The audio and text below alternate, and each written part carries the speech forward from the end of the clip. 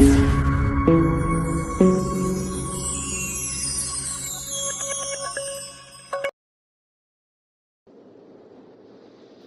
بالله من الشيطان الرجيم بسم الله الرحمن الرحيم الحمد لله رب العالمين والصلاة والسلام على رسولنا محمد وعلى آله وأصحابه أجمعين أما بعد السلام عليكم محترم birodarlar. Bugun sizlarning e'tiboringizga qurbonlik go'shtini qanday taqsimlash haqida havola qilamiz. Salama ibn Akva radhiyallohu anhudan rivoyat qilinadi. Nabiy sallallohu alayhi vasallam: sizlardan kim qurbonlik qilsa, 3-kundan keyin uyida unda biror narsa qolgan holida tong ottirmasin dedilar. Kelasi yil bo'lganda, ey Allohning rasuli, o'tgan yilgidek qilaylikmi deyishdi. U zot: yenglar, taomlantiringlar, saqlab qo'yinglar. O'tgan yili odamlar qiyinchilik dedilar. Ularga yordam berishingizni xohlagan edim dedilar. Imom Buxoriy rivoyatlari.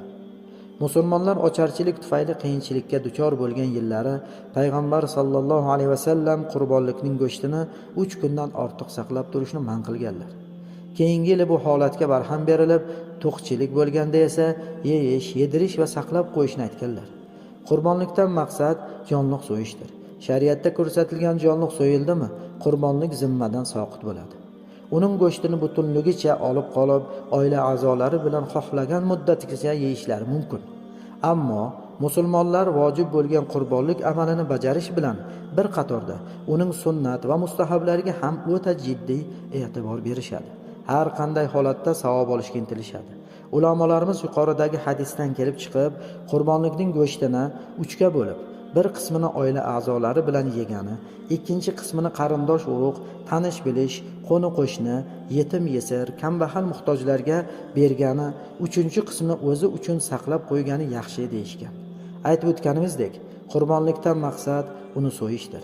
Taqsimlash esa kishining ixtiyoridagi amal. Bu borada vaziyatga qarab ish tutish ham mumkin. Masalan, oilasi ko'pchilikdan iborat bo'lsa, hammasini olib qolish, o'ziga to'q bo'lsa, ko'prog'ini tarqatib yuborsa ham bo'laveradi. Vallohu a'lam. Assalomu alaykum va rahmatullohi va barakatuh.